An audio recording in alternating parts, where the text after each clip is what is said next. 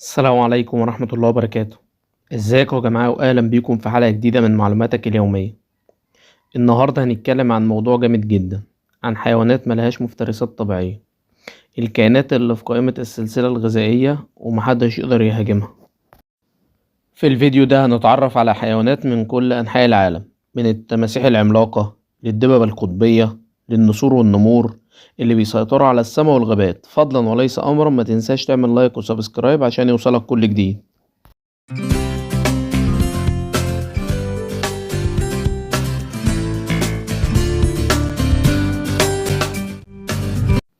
في عالم الطبيعة في كائنات اتطورت واختارت الحياة في ظروف صعبة جدا عشان تفضل من غير أي مفترسات.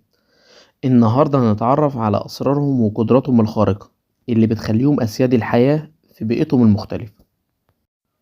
التمساح النيلي. هنبدأ بالتمساح النيلي اللي عايش في أفريقيا. ده من أكبر التماسيح، بيوصل طوله أكتر من 5 أمتار. لما التمساح النيلي بيبقى في مكانه وهو صاحي مفيش فريسة تقدر تهرب منه. ده بيستنى فريسته بكل هدوء في المية وبعدين بيهجم بلحظة واحدة من غير ما حد يقدر يتوقع هجومه. بكده التمساح النيلي بيأكد لنا انه من الكائنات اللي ملهاش منافس طبيعي في بيئته تماما. الدب القطبي. بعد كده نتنقل رحلتنا للقطب الشمالي. الدب القطبي عايش في أحلك ظروف البرد وفي نفس الوقت بيكون من أقوى الحيوانات هناك. بيصطاد الفقمات بكل براعة في الجليد ومفيش حد يقدر يقرب منه في البرودة المميتة دي. قدرته على تحمل البرد الشديد بتخليه ملك البيئة القطبية.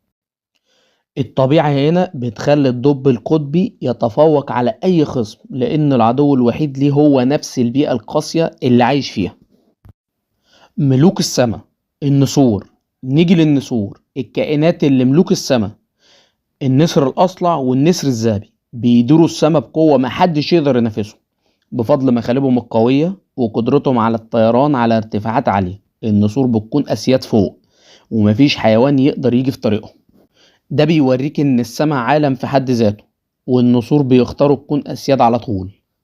النمر السيبيري، ملك الغابة الثلجية. أخيرا هنعرض لكم النمر السيبيري اللي عايش في الغابات الثلجية في روسيا. النمر السيبيري بحجمه الكبير وسرعته الخارقة مفيش حيوان طبيعي يقدر يقف في وشه. الظروف الجوية الباردة في الغابة بتخليه واحد من أقوى الحيوانات، وده بيخليه على قمة السلسلة الغذائية ببيئته. النمر السيبيري بيعكس قوة الطبيعة وإبداعها خصوصا في بيئته ومحدش يحلم يعيش فيها. وبكده نكون شوفنا مع بعض من أسياد الطبيعة، الحيوانات اللي مفيش مفترس طبيعي بيقدر يهاجمها، من التماسيح النيلية في أفريقيا وزي الدب القطبي اللي بيعيش في القطب الشمالي، ومن ملوك السماء زي النسور والنمر السيبيري في الغابات الثلجية. كل واحد من دول عنده قدرة خاصة بتخليه يتفوق في بيئته، وبيوضحوا لنا قوة الطبيعة وازاي التكيف هو سر البقاء.